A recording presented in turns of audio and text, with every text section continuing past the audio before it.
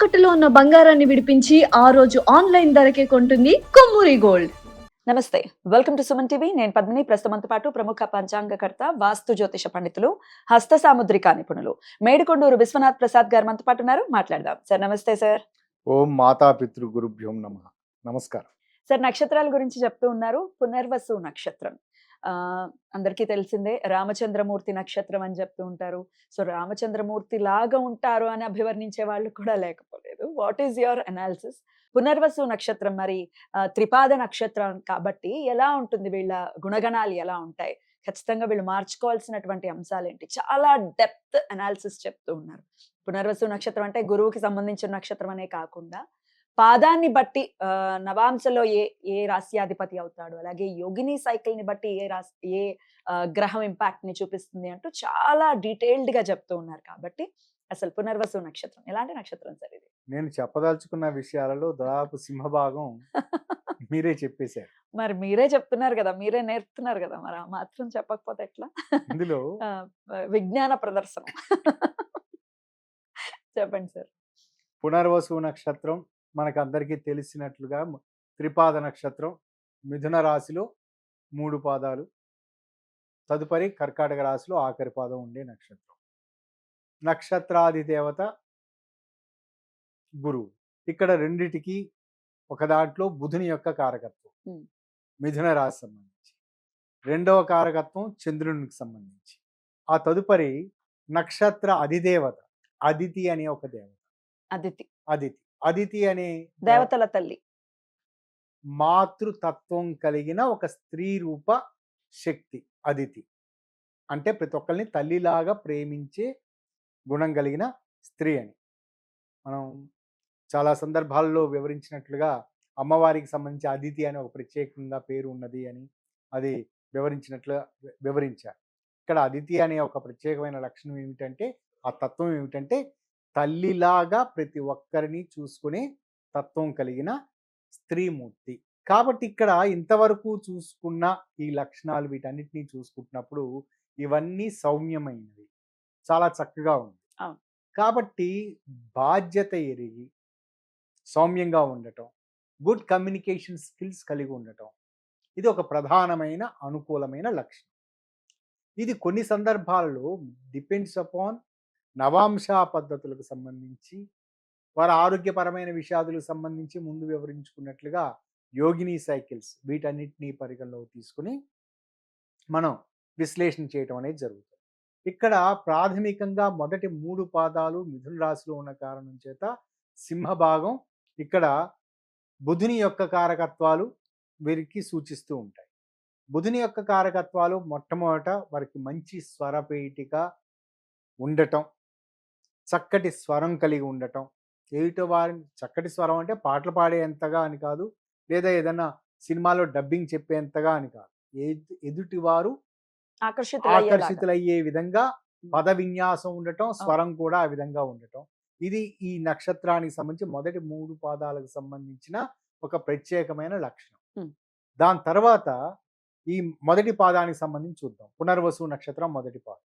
ఈ మొదటి పాదం నవాంశ మేష నవాంశ అవుతుంది. మేష రాశికి అధిపతి కుజుడు ఇన్వాల్వ్మెంట్ ఉంటుంది. ఈ కారణం చేత వీరికి ఎంత సౌమ్యతత్వం, ప్రేమించే తత్వం, ఇదంతా చక్కటి అనుకూలమైన తత్వం ఉన్నప్పటికీ ఇక్కడ కుజుని యొక్క ఇన్వాల్వ్మెంట్ ఉన్న కారణం చేత వీరి ప్రేమను వ్యక్తీకరించడం కూడా ఒక ప్రత్యేకమైన హుందాభావంతో, లేకపోతే ఒక డిమాండ్గా ఉంటుంది. ప్రేమని వ్యక్తీకరించడం డిమాండ్గా ఉంటుంది, లేదా ప్రేమకు సంబంధించి కోరుకోవటం అది కూడా డిమాండెడ్గానే ఉంటుంది. నన్ను ఎందుకు ప్రేమించవు అనే టైప్లో ఉంటుంది. నువ్వు తప్పనిసరిగా నన్ను ప్రేమించాల్సిందే అని, పిల్లలతోటి కావచ్చు, జీవిత భాగస్వామితోటి కావచ్చు, ప్రేమించింది నేను ప్రేమించాల్సి వచ్చింది ఆ విధంగా ఉంటుంది. అంటే పిల్లలతోటి మాట్లాడేటప్పుడు సహజంగా కొన్ని సందర్భాలలో ఈ పునర్వసు నక్షత్రం వాళ్ళు ఎక్కువ మంది ఆడవాళ్ళకి సంబంధించి మనం చూసుకుంటున్నప్పుడు పిల్లల్ని చాలా ప్రేమగా చక్కగా బాగా చూసుకుంటూ ఉంటారు. కోపం వస్తే వారిని కొంచెం మందలించడం అనేది ఉంటుంది. వారు ఎదురు తిరిగిన సందర్భాలలో, ఏదైనా కొంచెం వయసు పెరిగిన తర్వాత ఎదురు తిరిగిన సందర్భాల్లో తీవ్ర సున్నితత్వానికి లోనవుతారు. నేను చిన్నప్పటి నుంచి ఇంత చూస్తున్నాను, అంత ప్రేమ ఇచ్చేస్తూ ఉన్నాను, నాకు ఇట్లా ఎదురు తిరుగుతారా అనేది ఉక్రోషంగా వాళ్ళు తీవ్ర సున్నితత్వానికి లోనయ్యే పరిస్థితులు ఉంటాయి. అంటే ఇక్కడ కుజుని యొక్క కారకత్వం వలన వారి కమ్యూనికేషన్ స్కిల్స్‌లో వాళ్ళ వైపే లోపం ఉన్నప్పటికీ, ఎదుటివారు వారిని కొంచెం తక్కువగా చూస్తున్న సన్నివేశాల్లో తీవ్ర సున్నితత్వానికి, ఆత్మ న్యూనతాభావానికి లోనవుతూ ఉంటారు. వీరు చాలా చక్కటి బాధ్యతతోటి ప్రేమను వ్యక్తీకరించే స్థితిలో ఉంటారు. ఇది వారు వృత్తిపరమైన విషయాల్లో కూడా చక్కగా బాధ్యతతోటి వ్యవహరిస్తూ ఉంటారు. దాంట్లో మంచి గుర్తింపు లభిస్తుంది. ఇందాక వివరించినట్లుగా కుటుంబపరమైన విషయాల్లో సంతానం నుండి అన్నట్లుగా ఇక్కడ యజమానుల నుండి వారి ప్రశంసలు వచ్చిన సందర్భాలలో ఎటువంటి ఇబ్బందికర సన్నివేశాలు ఉండవు. పొరపాటున విమర్శలు చేసిన సన్నివేశాల్లో వారు తీవ్రమైన భావోద్వేగాలకు లోనయ్యే పరిస్థితులు ఉంటూ ఉంటాయి. దాని తర్వాత పునర్వసు నక్షత్రం రెండో పాదం. ఈ రెండో పాదానికి సంబంధించి కామన్ ఫ్యాక్టర్స్ ఇక్కడ సేమ్ అదితి తత్వం, తల్లిలా ప్రేమించే తత్వం, ప్రేమపూర్వకంగా. పునర్వసు నక్షత్రానికి మొత్తానికి అన్నిటికీ వర్తించేది ప్రేమపూర్వక తత్వం. రెండోది బాధ్యత. బుధుని యొక్క కారకత్వం ఇన్వాల్వ్ అయి ఉంది. దాని తదుపరి ఇక్కడ రెండవ నవాంశలో రెండవ నవాంశ ఏదైంది? వృషభం. వృషభ రాశికి అధిపతి శుక్రుడు. శుక్రుని యొక్క కారకత్వం ఉన్న కారణం చేత వీరు చక్కటి శరీర ఆకృతి కలిగి ఉంటారు. వారి ఎన్విరాన్మెంటల్ కండిషన్స్, వారి పేరెంట్స్ దాన్ని బట్టి ఎదుటి వారు గుర్తించి, గౌరవించి, ఆరాధించే విధంగా శారీరక ఆకృతి ఉంటుంది. అంటే చూడ చక్కని రూపం అంటారు చూసారా, ఆ విధంగా చక్కటి ఆకర్షణీయమైన రూపం ఉంటుంది. ఇదే సమయంలో వీరి హావభావ వ్యక్తీకరణ ఇవన్నీ చాలా చక్కగా ఎదుటి వారిని ఆకట్టుకునే విధంగా ఉంటాయి. వీటి కారణాల చేత ఇలాంటి వారు కళల్లో, కళారంగంలోనూ వీటన్నిటిలోనూ చక్కగా రాణిస్తూ ఉంటారు. ఇందులో వీటన్నిటికి సంబంధించి మన యోగిని దశలకు సంబంధించి మనం అనుకుంటూ ఉన్నాం కదా, ఇందులో పింగళ దశ వీరికి వర్తిస్తూ ఉంటుంది. అంటే పింగళుడు అంటే ఇక్కడ యోగిని దాని ప్రకారం రవి ఆధిపత్య దేవత అవుతాడు. రవిగ్రహం కూడా ఇంపాక్ట్ ఉంటుంది. రవిగ్రహం యొక్క ఇంపాక్ట్ ఉంటుంది. ప్రారంభంలో వీరు కళల పట్ల ఆకర్షితులు అయినప్పటికీ కేవలం అందులో ఒక ఉన్నత స్థానానికి చేరుకున్నాను అనే భావనతోటి, ఏదో ఒక చాలా గొప్పది సాధించాను అనే భావనతోటి వారు వృత్తిని నెగ్లెక్ట్ చేసే పరిస్థితులు ఉంటాయి. వాటి కారణం చేత ఆర్థిక పరమైన ఇబ్బందులు ఎదుర్కొనే అవకాశాలు ఉంటాయి.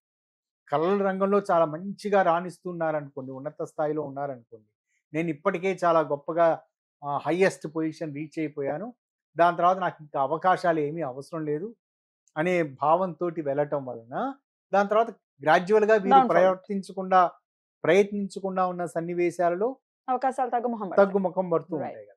దాని తర్వాత పునర్వసు నక్షత్రం మూడవ పాదానికి మరలా ఇప్పుడు బుధుడు మిథున రాశి నవాంశాధిపతి అయ్యాడు. కాబట్టి ఇక్కడ బుధుని యొక్క కారకత్వాలు పాజిటివ్, అన్ని రకాల పాజిటివ్లు ఉన్నాయి. కేవలం ఇక్కడ నెగటివ్ తత్వం ఏమిటంటే రవి యొక్క కారకత్వం ఇన్వాల్వ్ కావటం అనేది. వీటి కారణాల చేత అహంకార పూరిత తత్వంతో వ్యవహరిస్తున్న సన్నివేశాలలో మాత్రమే వీరు కొంత ఇబ్బందికర సన్నివేశాలను ఎదుర్కొంటారు. మూడవ పాయింట్, తల్లిదండ్రుల నుంచి వీరికి సరైన సహకారం, చొరవ లభించే సందర్భాలు తక్కువగా ఉంటాయి. వీరు ప్రతిదీ సొంతంగా కష్టపడి ఎదిగే క్రమం ఆ విధంగా ఉంటుంది. ఉదాహరణకి యాదృచ్ఛికంగా జరిగే పరిస్థితులు కావచ్చు. దూర ప్రాంతాల్లో కొంతమందిని జాయిన్ చేస్తూ ఉంటారు పిల్లలు. ఇప్పుడు మనకు ప్రస్తుత పరిస్థితుల్లో చూసుకుంటున్నప్పుడు విదేశాల్లో, అమెరికాలోనో ఎక్కడో మన పై చదువులకు పిల్లల్ని పంపిస్తూ ఉంటారు. ప్రారంభంలో వారి ఖర్చులకు సంబంధించి దానికి సంబంధించి తల్లిదండ్రులు బ్యాంకు లోన్ ద్వారానో వారి సొంత డబ్బు పెడతారు. కానీ అక్కడికి వెళ్ళిన తర్వాత వేరే పనులు చేసుకుంటూ, పార్ట్ టైం జాబ్ చేసుకుంటూ చదువుకుంటూ ఉంటారు. తర్వాత తల్లిదండ్రులకు సహాయ సహకారాలు చేస్తుంటారు. పాజిటివ్ సెన్స్లో చూసుకుంటున్నప్పుడు తల్లిదండ్రుల సహాయ సహకారాలు నామినల్గా ఉంటాయి. దీన్ని నామినల్గా ఉంటాయంటే వారి విదేశాల్లో వారు సొంతంగా చేసుకోవటం, అటువంటి పరిస్థితి సెల్ఫ్ మేడ్ పర్సనాలిటీ ఆ విధంగా ఉంటుంది. సహజంగా ఇప్పుడు మనం చూస్తూ ఉన్నాం కదా.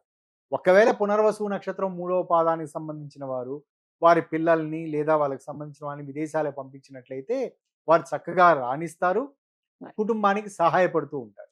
వీటికి సంబంధించిన దాంట్లో ఈ 3 పాదాలకు సంబంధించిన దాంట్లో వీరికి వచ్చే అనారోగ్య సమస్యలు వీటన్నిటిని తీసుకుంటున్నప్పుడు ఒకటి ప్రాథమికంగా రెండవ పాదానికి సంబంధించి శుక్రుని ఇన్వాల్వ్మెంట్ ఉన్న కారణం చేత వీరికి పారవశ్యతకు సంబంధించిన విషయాల వైపు ఆకర్షితులైన సన్నివేశాలలో లేదా కళలకు సంబంధించిన విషయాలలో వీటి ద్వారా వీరు కొంత అనారోగ్య పరిస్థితులను ఎదుర్కొనే సందర్భాలు, చర్మానికి సంబంధించిన శుక్రుని యొక్క కారకత్వం అంటే అలంకారానికి సంబంధించిన విషయం కదా, చర్మానికి సంబంధించిన ఇబ్బందికర సన్నివేశాలు ఎదుర్కొనే అవకాశాలు ఉంటూ ఉంటాయి.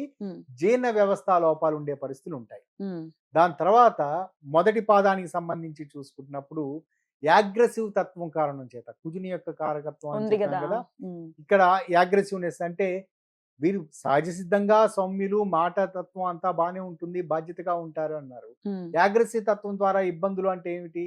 యాక్సిడెంట్స్ అంటే ఏదైనా పొరపాటున ప్రయాణాలు చేసే సందర్భాలలో వీరికి చిన్న వయసులోనే కొంత దెబ్బలు తగిలే అవకాశాలు ఉంటాయి. వీటి పట్ల జాగ్రత్తలు తీసుకోవటం మంచిది. మూడవ పాదానికి సంబంధించి చూసుకుంటున్నప్పుడు వీరు వారి ఆహారానికి సంబంధించిన విషయాలలో ఆహార నియమాల ఉల్లంఘన కారణం చేత అనారోగ్య సమస్యలు ఎదురయ్యే అవకాశాలు ఉంటాయి. ఈ 3 పాదాలకు సంబంధించిన ఒక ప్రత్యేకమైన కామన్ ఫ్యాక్టర్ ఏమిటంటే డ్రగ్ అబ్యూజ్ లాంటి పరిస్థితులు ఎదురయ్యే అవకాశాలు ఉండవచ్చు. ఇష్టం వచ్చినట్టు అందుకు మందులు వేసుకోకూడదు. ఇష్టం వచ్చినట్లు మందులు వేసుకునే పరిస్థితులు కుటుంబ సభ్యులు కల్పించకూడదు. ఉదాహరణకి తల్లిదండ్రులు లేకపోతే బంధు వాళ్ళలో ఉండే వాళ్ళు ఎవరైనా తలనొప్పి వచ్చిందంటే వెంటనే క్రోసిన్ అను ఇటువంటి టాబ్లెట్ ఏదైనా ఇస్తూ ఉన్నారనుకోండి, పెయిన్ కిల్లర్ వచ్చింది, బాగా పెయిన్స్ వచ్చాయి అంటే మరొకటి ఇస్తున్నారు అనుకోండి. కొన్ని సందర్భాల్లో సెడేటివ్ పెయిన్ కిల్లర్స్ ఉంటుంటాయి. పొరపాటున అటువంటి వాటికి మీరు రుచి చూశారనుకోండి, సెడేటివ్ పెయిన్ కిల్లర్స్ కి అలవాటు పడే ఎడిక్ట్ అయ్యే అవకాశాలు ఉంటాయి. దాని తర్వాత నాలుగో పాదానికి వచ్చినప్పుడు ఇక్కడ కర్కాటక రాశికి సంబంధించి 4వ పాదం చంద్రుడు, రాశ్యాధిపతి చంద్రుడు. అదితి కూడా మీరు తల్లి తల్లి అని అంటున్నారు కదా, తల్లిలా ప్రేమించే తత్వం కలిగినటువంటి ఒక స్త్రీ అధిదేవత కదా. మళ్ళీ చంద్రుడిని కూడా తల్లితోనే కంపేర్ చేస్తుంటారు. చంద్రుడు అంటేనే తల్లి అని అంటారు కదా. సో డబుల్ బొనాన్జా లాగా ఉంటుందా మరి 4వ పాదం పునర్వసు?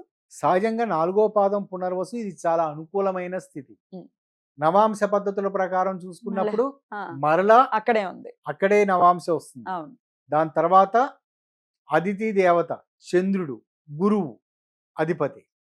ఇందులో ఒక మైనస్ పాయింట్ ఏమిటంటే రవి యొక్క కారకత్వం. ఇక్కడ రవి యొక్క కారకత్వం పాజిటివ్ అవుతుంది.